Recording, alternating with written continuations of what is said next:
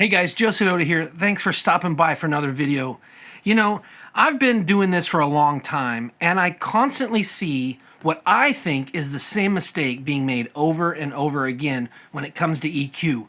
I want to show you my opinion of how I think you definitely should not EQ and how I think you should EQ things, and I'm going to show you kind of why behind it. So let's get into it.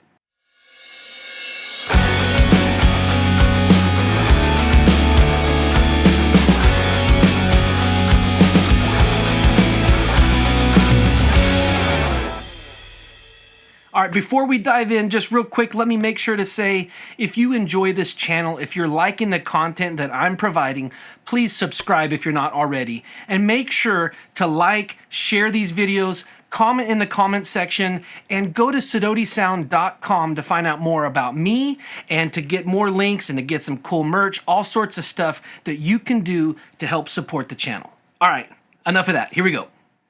All right, here is an example of my opinion of how not to EQ something.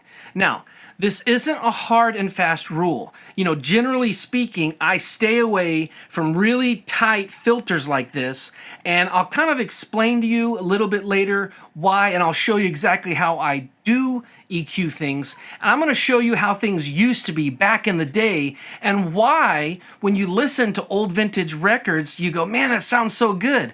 Well, you know what? They're not doing this. I can guarantee you, and I'll show you exactly what I mean by that in just a little bit.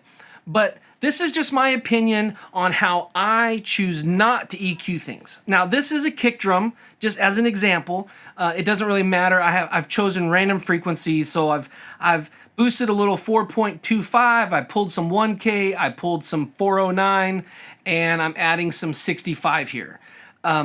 This little dip in this little boost, it is not going to make a big difference. Looking at it through a microscope like that, trying to just hone in on this one specific little frequency range, man, you know, have you ever heard someone say this EQ sounds musical or this EQ doesn't sound musical? What do people mean by that?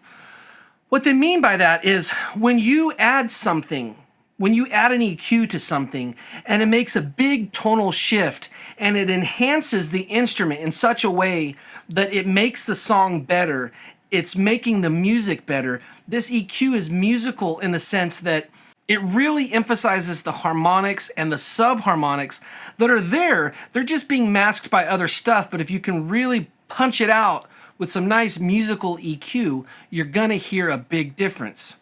This here, you are not going to hear this. This exact 65 hertz, you know, I mean, that might be the center. That might be a good pinpoint of where you're wanting to boost. But I promise you, doing a narrow Q like this, you're barely going to hear it. What'll end up happening is you'll end up having to go way higher, like 12 dB, 15 dB, 18 dB, to be able to hear that 65 make a difference, as opposed to bringing this way back down and widening this really wide, if not going even to a shelf and maybe bringing that back up a little bit. You are going to hear that in the mix so much more. Yeah, it's centered on that 65, or in this case now 68, but it's affecting so many more frequencies around it that you're actually going to hear it in a dense mix. And that's the point. Look, if you were just soloing a kick drum and you were just making an album of nothing but kick drums, well then I guess maybe a really tight, narrow Q might work.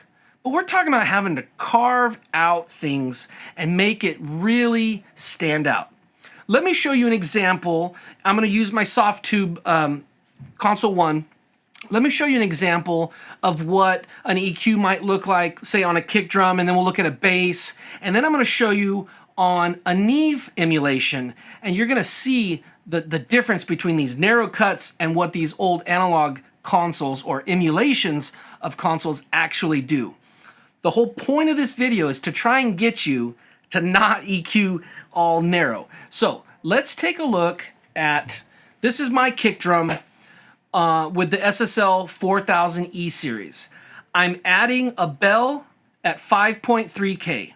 Notice right off the top of the bat, on an SSL anyways, the high EQ, it's either a bell, a cut, or a shelf. It's not parametric. So that's it. This right here, that's as narrow as you can get the high end. So when someone says, dude, just crank 8K on an SSL and your kick drum's just gonna be killer. Well, not that you should be mixing with your eyes, but let's look what cranked 8K looks like. Okay? Look how wide. I mean, 8K, 9K, 10K, 11K, 12K, 7, 6, 5. I mean, it's all there. So yeah, you're adding a frequency of 8K, but I don't even know what this bandwidth is or what the Q is, whatever you want to call it. Point is, it ain't narrow, it's wide. Same thing on an SSL with the low. You can either have it be a cut, a bell, or a shelf. It's fixed. If we do a shelf, there it is, 72 shelf, 80, 90, 100. It's so subtle. Now let's go to a bell. There's 77, 74, there I am moving it around. Now I'm getting into where I'm reducing over here. So look how those two interact with each other. It's pretty awesome. This is super wide. Now it's not until we get to the low mids and the high mids that you can really get in and cue something. So let's see how tight. Let me move this up from 300 to close to 700 there. This is a bandwidth of 2, or a Q of 2. So I'm going to go to the narrowest it goes. That is the narrowest it goes, which is 3. Go back for a second to, I just threw this EQ on here. This can go all the way to a 10. That's a notch filter. Now, I promise you, there might be a reason that you need a notch filter, but it ain't going to be on a kick drum. A Q of 10 is just, it's just a waste. It's so tight and so narrow, you are barely going to hear a difference. You know what a notch filter is good for? Getting rid of feedback in a live PA. That's what a notch filter does great. Getting rid of this one frequency that's just crazy hot and pulling just that one frequency so that, what's the point? What's the point of a notch filter? Pulling this one frequency so you can fix that problem and not have it affect the rest of the track. Well, I argue that you absolutely want your EQ on rock music, for instance, to affect the track. You want it to affect the sound of your mix. And doing a notch filter, it ain't gonna. Here's another example. I've got a bass DI, and I'm just doing a 0.9, super wide here on the mid-range, right here, and a little bit of 3K here, 1.5. I mean, it's really, really smooth. So, remember I said there's an analog console even wider than this. That's what I'm talking about is the Neve. Let's go back to the kick drum for a second. So this is the SSL emulation, right? You can see that the bell is a bell. You can't change it. So my 8K and my 58 on my lows and my highs on my kick drum, that's it. I can't change the Q of that. But let me make sure I can do this right. These are my options here. I'm going to go with the British Class A. Boom. Just so there's no confusion. Wow. What a difference. So now we're looking at the British Class A. I haven't touched the knobs. Okay. Notice let's start at the top, right? I was adding 8K, but somehow that got switched to 12. It only goes 10, 12, 16, or nothing. Okay. So I don't even have the 8 option. But, okay, but it's switched it to a shelf. Well, I want to go back to a bell. Oh, it doesn't have a bell. This is a Neve console that is known for its punchy drums in the recording process. Famous combination of gear. Tracking on a Neve, mixing on an SSL. Now, compared to a Neve and SSL, you can really get in there and do more surgery. But you saw even at its narrowest, it ain't narrow. So this is just an example. I mean, look at this Q on this low mid that I'm pulling at 700. We can move it down.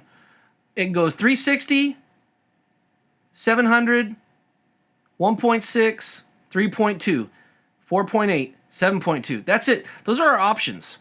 So if I wanted to pull some 360, that is the narrowest that I can pull this 360 on this Neve EQ. Here's the widest, there's the narrowest. I mean, why bother to even adjust it? Do you see what I'm saying about how wide this is? This is what the analog gear did and does to your audio.